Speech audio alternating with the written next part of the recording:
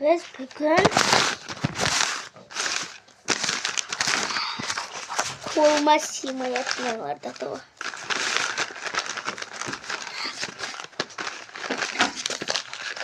Aslında zaten короче ашамыз. Бүкіл сразу сөздерін комменттер жазып кетіңдер, что қайсысын бірінші ашайын. Сол сразу мен ашам. Қалай жазасыңдар? Сразу ашам. Давайте мен өзім бірінші бірді ашайын. Или ашпай қойға.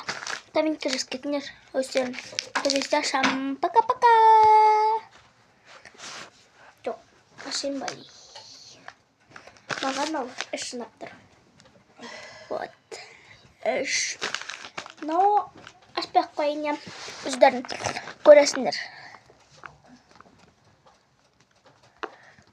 Переходпен үшін деген мүшін белгілді.